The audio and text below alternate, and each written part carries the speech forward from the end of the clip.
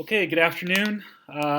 This will be the lecture on the god Apollo, and as you can see here, this is relevant to the Apollo missions, which ran from Earth to the Moon and back, more or less successfully from 1969 till 1975, I think.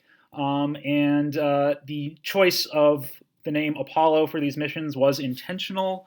One of the managers at NASA, Abe Silverstein, came up with the name because he thought of that, quote, the Apollo riding his chariot across the sun was appropriate to the grand scale of the proposed program. Certainly, the reaching for the stars and entering the realm of the gods and flying across the sky to the moon was certainly something that only the gods were capable of up until that point. So choosing the god who rode his chariot across the sky was certainly appropriate for the Apollo missions. Okay, so today we will look at Apollo's origins, nature, and functions, as we do with any god that we've looked at so far. We'll talk about Apollo's various, to put it lightly, failed romances, largely his fault, though one that was, well, even out of one that was not so successful, he managed to produce a child, the god Asclepius. And finally, we'll look at one of the most important sites in the Greek world, especially in terms of Greek religion, but also mythology, and that is Apollo's oracle at Delphi, otherwise known as the Delphic Oracle. Okay, so some key terms and names for today are Apollo, Delphi, Delos, Pythia, Cassandra, Daphne, and Asclepius. So before we begin, I thought it'd be useful to kind of set the mood by looking at a clip that was used to advertise the video game Assassin's Creed Odyssey, which is set in classical Greece and has several bits involving the city of Delphi and the sanctuary of Apollo. So let's watch that.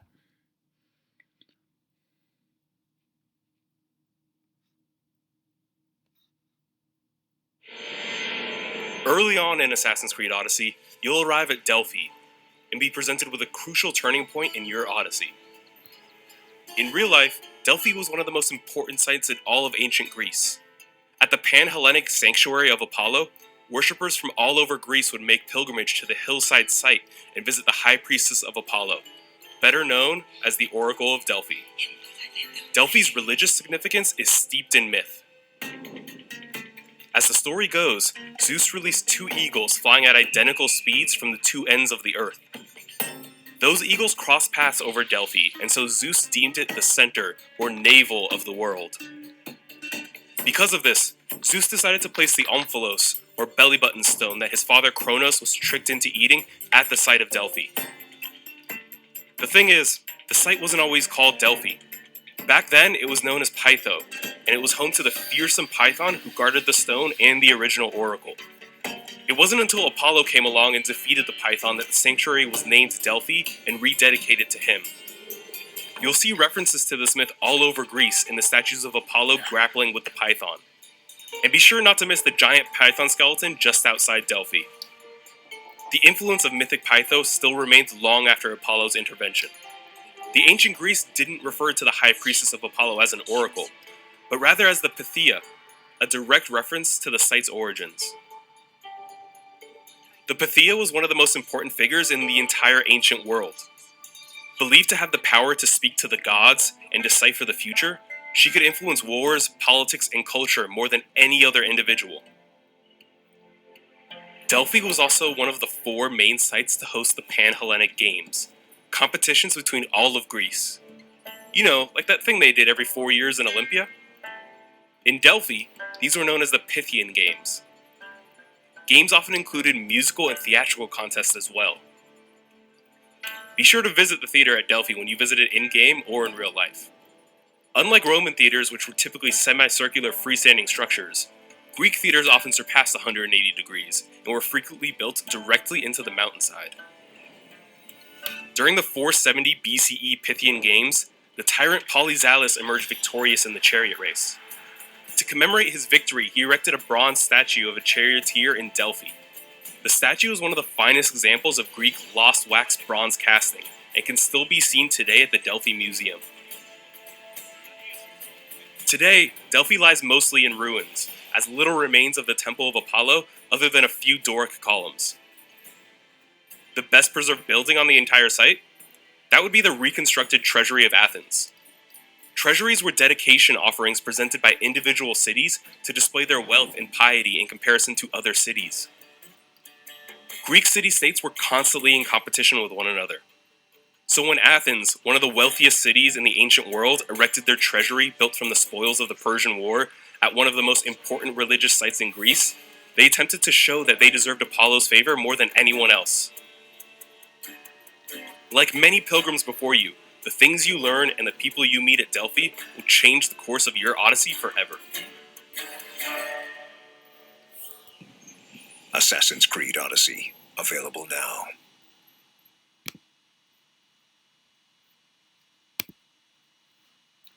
Okay, so we'll talk more about that, but just to be clear, there is no gigantic python skeleton at Delphi, either during ancient Greece or now.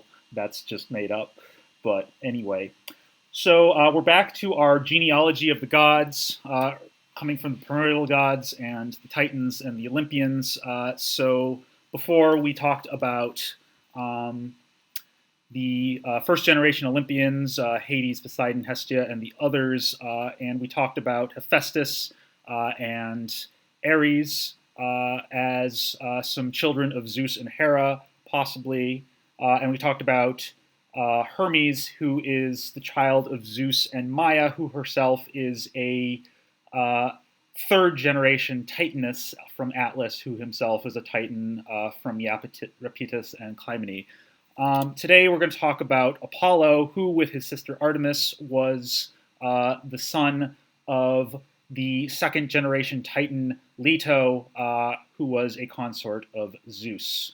And as you can imagine, and we'll see this pattern as we move forward, especially when we get into heroic myth and legends, the children of Zeus with other partners than Hera are sometimes persecuted, or the actual partners of Zeus, consensual or not, are nevertheless victim blamed and persecuted by Hera. And Leto, even though she's a goddess, was nevertheless persecuted by Hera for Zeus's infidelity with her. So that brings us to the origin story and the story of the birth of Apollo on the island of Delos. And that was a result of Hera persecuting Leto and preventing her from giving birth. And specifically, Hera directed the goddess of childbirth, Eileithyia, to not assist Leto in giving birth on any land. Okay, so Leto basically could not settle anywhere to give birth. However, Leto found a loophole in this injunction. She found a floating island. Okay? At the time, Delos was not fixed to the bottom of the sea, but actually floated around the Aegean Sea. And so Leto found an island where Eileithyia could technically come and assist her in giving birth to Apollo and Artemis. And Artemis was born first. As we saw with Hermes, children who are immediately born, who are gods, grow up pretty quickly, and Artemis actually helped her mother Leto deliver Apollo. And as a result, Artemis, though she is a virgin goddess, is a goddess associated with childbirth. And after this event, the island of Delos was fixed to the bottom of the sea by the gods and remains stationary to this day, in the middle of what's called the Cycladic Islands in the Aegean Sea. And in historical times, during the classical period and moving forward, Delos became a very famous and important religious center, as with its sanctuary of Apollo, but also an important economic center. It was one of the hubs of the slave trade in the ancient world. Okay, just to give you a reminder that the ancient economy of Greece and Rome was based on slavery. Okay. So you can visit the island of Delos today. It's right by Mykonos, which is one of the most popular tourist destinations in Greece. But if you go over to Delos, you can see the remains of the birthplace and cult sanctuary of Apollo, with some ruins that have been partly reconstructed there. So it looks like a really nice place to go.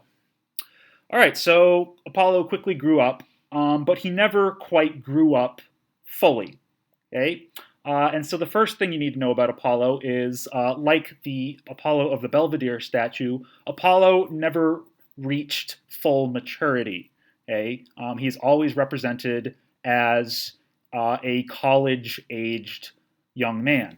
Okay? And so he never became bearded or as old-looking as Zeus or Poseidon or the others. So Homer gives him various epithets such as silver bow or the far shooter, referring to Apollo as an archer god, much like his sister, the archer goddess Artemis. Apollo is an important god, hence he gets his own chapter in this textbook because he's what you might call a god of all trades. He's the patron saint of many things. He wears a lot of hats. So first off, one of his primary roles since the earliest times is he's both the god of healing and the god of plague. At the beginning of Homer's Iliad, he unleashes a plague upon the Greek camp. Okay? But he also has the power to heal. So he has control over disease for good or ill. He is also the god of prophecy, as we'll see with the oracle at Delphi. And he's also the god of poetry, and there's certainly a connection between poetry and prophecy if you think of as the inspiration of the muses having the ability to transmit the wisdom of the gods. And for the Greeks, poetry was not just reciting words, but also singing words accompanied to various musical instruments. So he is, by extension, the god of music, and he is you might call him the conductor of the symphony that is the Nine Muses. Also connected to prophecy and poetry is philosophy and reason. So he is often the patron god of, like Athena, the god of rationality, of logic, and of philosophical discourse. And he is a contrast to Dionysus, who we'll talk about next time, who is the god of irrationality, the god of passion rather than reason. Okay, so always think of Apollo and Dionysus as these complementary opposites that represent both the irrational and rational parts of the human mind. He is also later, starting in the classical period, especially in the Hellenistic period and later, he is associated with the sun and with light. Okay, the light of reason, the sun being connected to reason and truth, certainly by philosophers like Plato. And he, in this capacity, was combined with the sun god Helios for this function.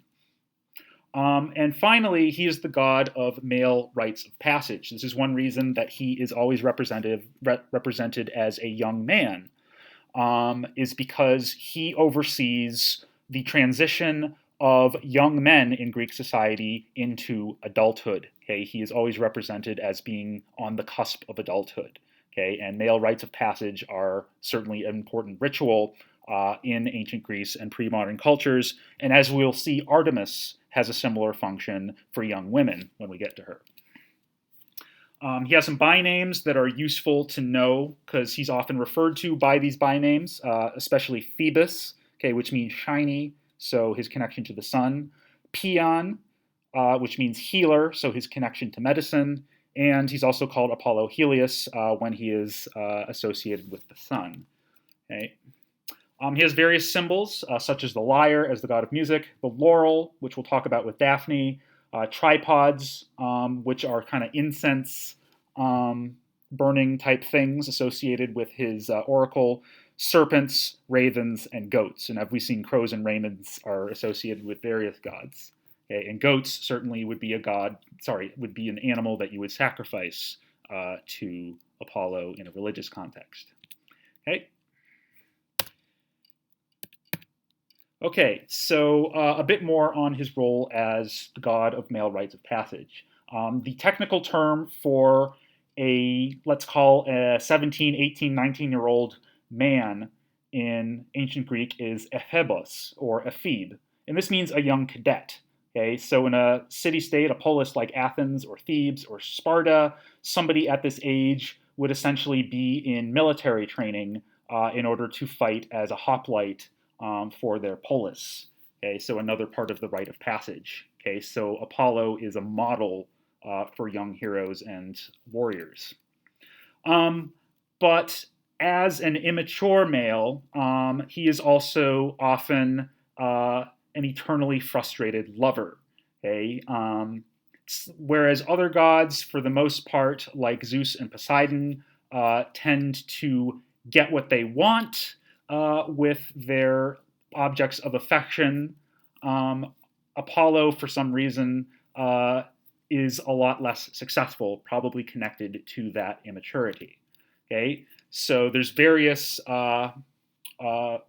people we can talk about here. So first off, Daphne was a nymph, okay, a daughter of the river god Peneus, according to Ovid.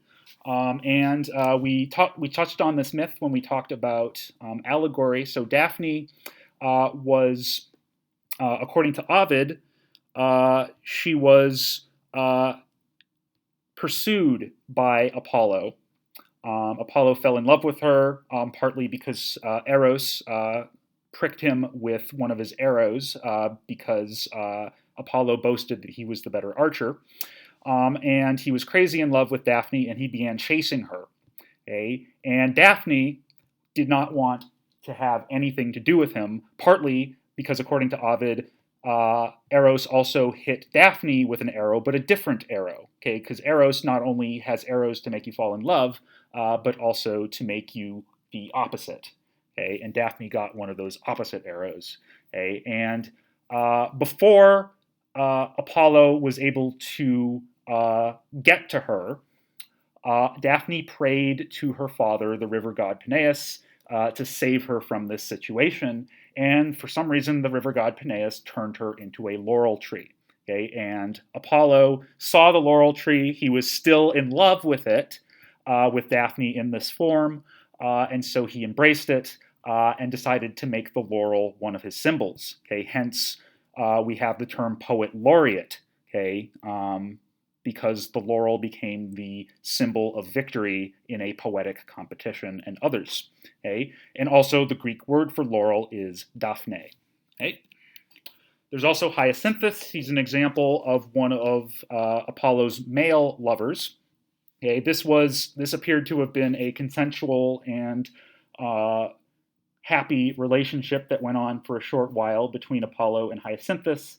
But what happened one day is that Apollo was playing a game of discus with Hyacinthus, and Apollo threw a discus so hard, and Hyacinthus tried to catch up with it. But what happened was that the discus skipped off the ground, did an awkward bounce like a football, and hit Hyacinthus in the head, instantly killing him.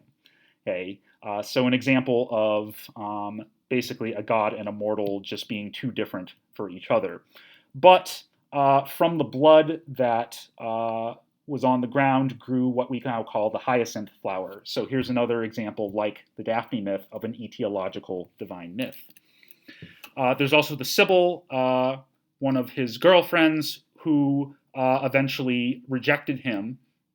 And as a result, when she asked for long life as a gift from him, he gave her what she wanted, except he did not give her eternal youth, and so she grew into an old woman.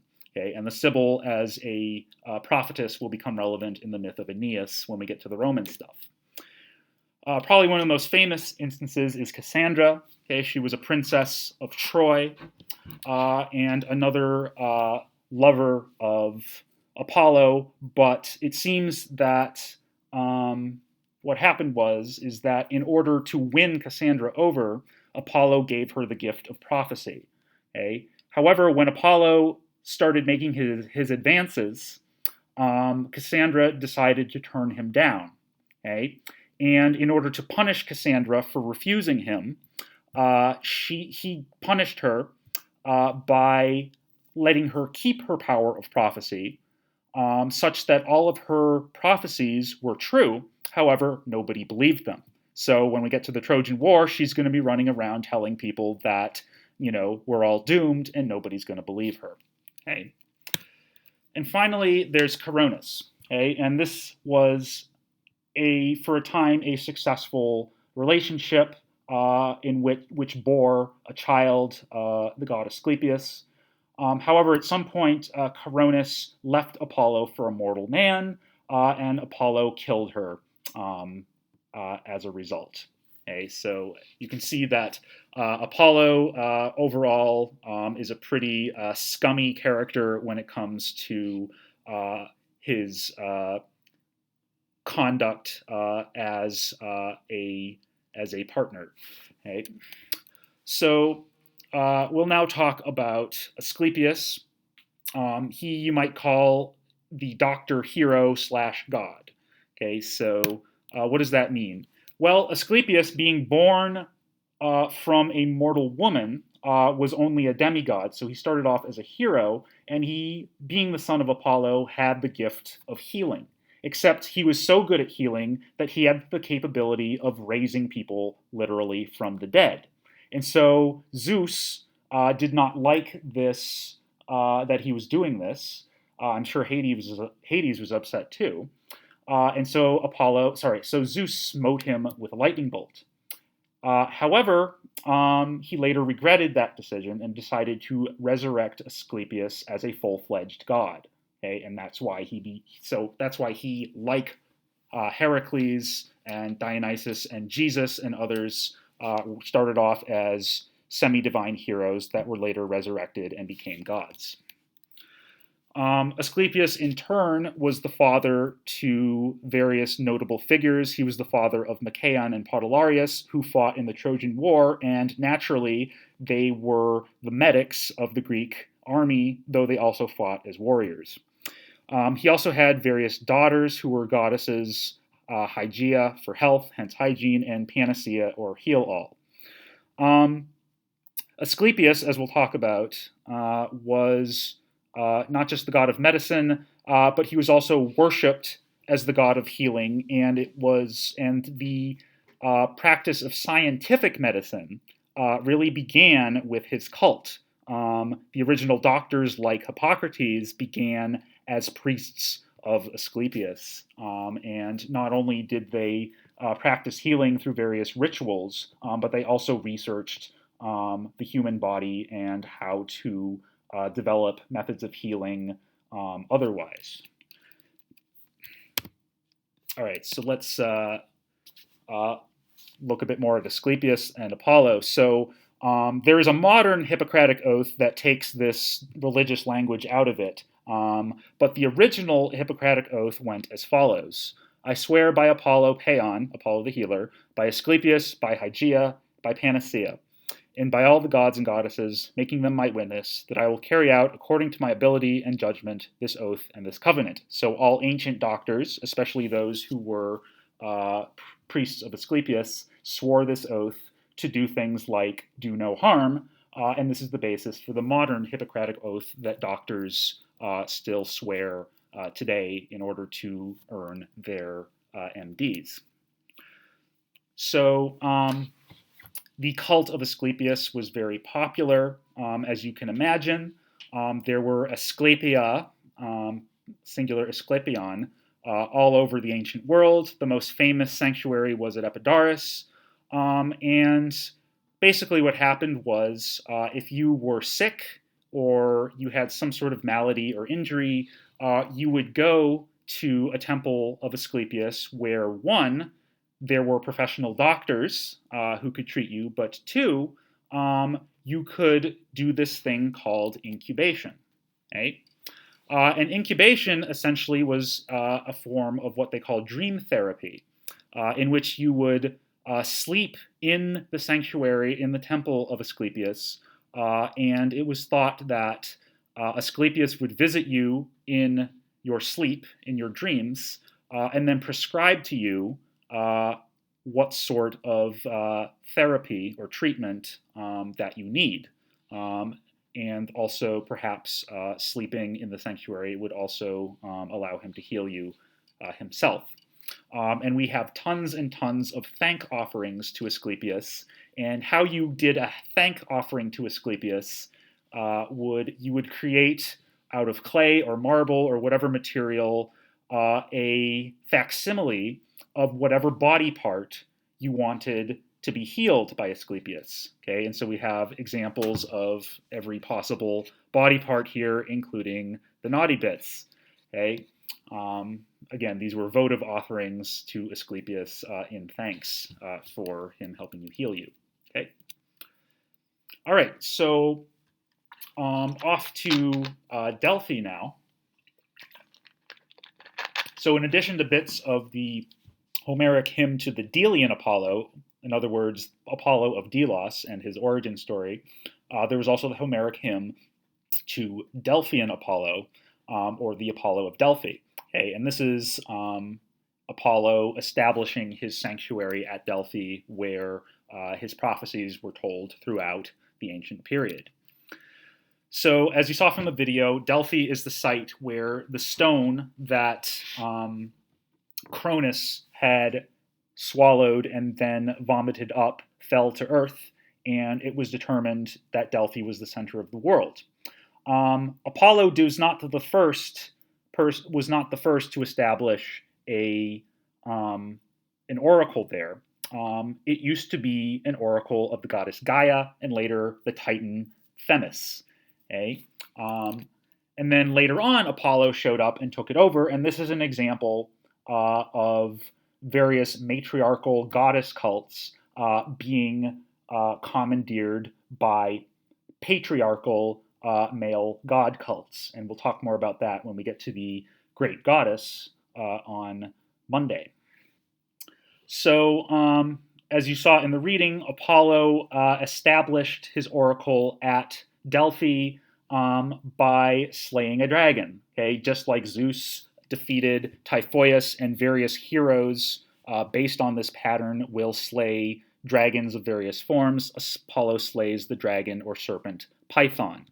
Okay, and it's thought that either Python was the offspring of Gaia, much as Typhoeus was, or Python was sent by Hera to pursue Leto while she was pregnant. Okay, so Apollo would have an incentive to get revenge on Python for all of the trouble they caused his mother. And so Apollo destroys the Python with his arrows, and as a result, the Python's body rots, and the word for rot in Greek is pytho, or pytho, and that's hence the name of Pythia, which is the prophetess, the prophetic priestess of Apollo, okay, who was established there. In order to get priests for his sanctuary at Delphi, he actually took the form of a dolphin, jumped into the Aegean Sea, and found a ship full of Cretan sailors, leapt aboard, and essentially kidnapped them and impressed them into service as his priests. Okay, but this is the origin of the word Delphi, okay, because Apollo got his priests in the form of a dolphin, or Delphis in ancient Greek. Some of our evidence for the prior history of the Delphic oracle comes from the playwright Aeschylus in the play of the Eumenides, which begins with the Pythia prophetess saying, quote, "First, in this prayer of all the gods, I name the prophet mother Gaia, and Themis next. Second, who sat for, so with truth is said, on this her mother's shrine oracular.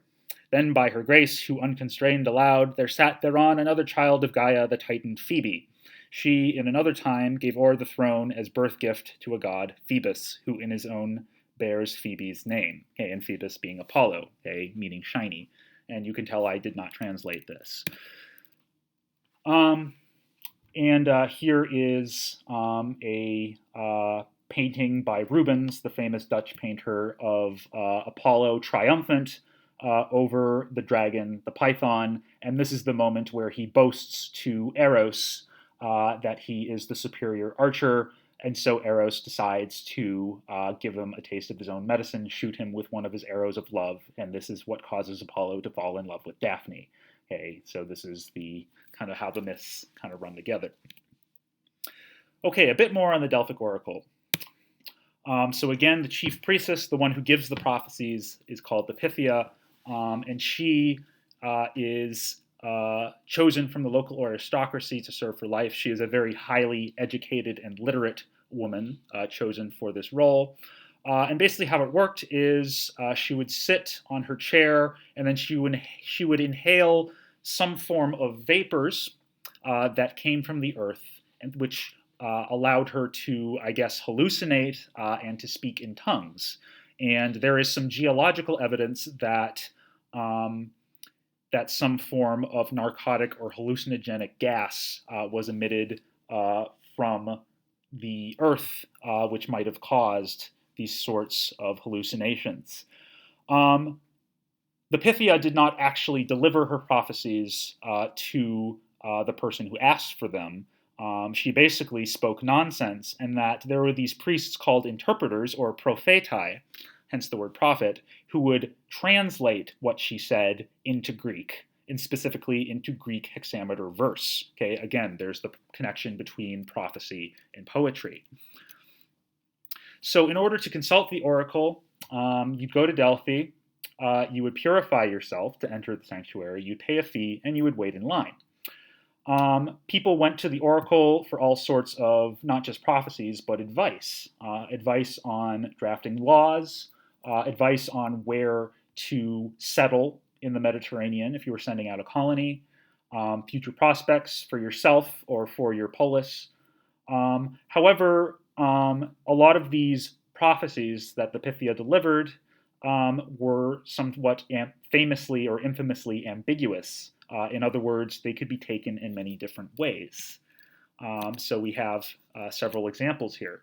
So in the Oedipus myth, probably one of the most famous Delphic utterances is, "Your son will kill his mother and marry. Sorry, he will kill his father and marry his mother."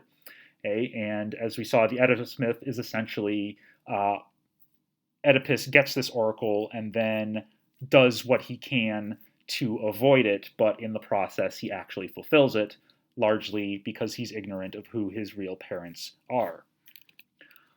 In getting more into the historical period, though this is sort of semi-legendary, the famous lawgiver of the polis of Sparta, Lycurgus, was given an oracle that said, "Love of money and nothing else will ruin Sparta." And as a result, Lycurgus decides to ban gold and silver currency, and the only legal tender in Sparta would be iron bars, in order to prevent the love of money and greed from corrupting Spartan society. The king Croesus, this is during the 500s BCE, so we're now in the historical period, according to Herodotus, got a prophecy from the Delphic oracle, if you fight the Persians, you'll destroy a great empire. Croesus was considering a campaign against the Persians, and he had an empire in Asia Minor. However, he interpreted the oracle to mean he'll destroy the Persian Empire, but what it really meant was if he fought the Persians, he'd destroy his own empire, which is what happened. He fought Cyrus the Great, the king of Persia, and was defeated, and the Persians annexed his kingdom of Lydia. During the Persian wars between the various Greek polis and the Persians, they consulted the oracle, and to the Spartans she said, "Either the Persians will sack Sparta, or your city will mourn the death of a king of the house of Heracles."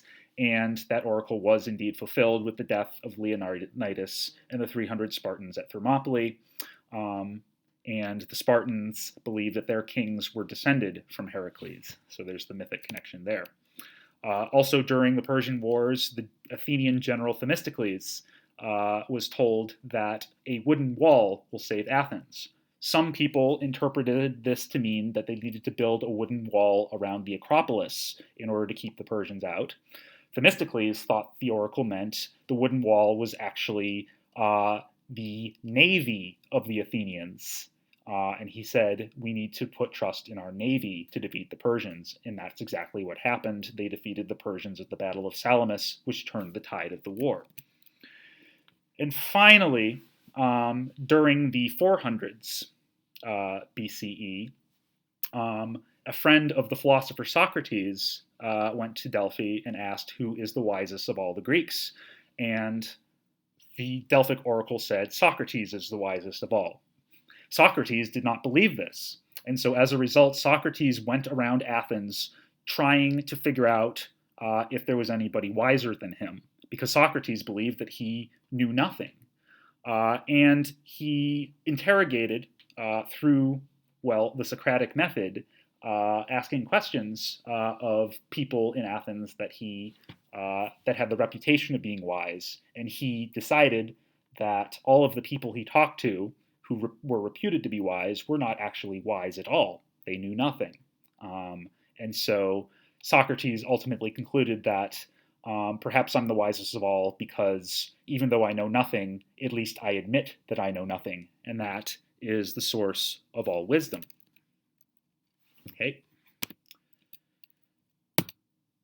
So that's it. So just another look at the ruins of the sanctuary of Apollo at Delphi up in the mountains, a beautiful area, very scenic, and that is where you would have gone to consult the Pythia for an oracle.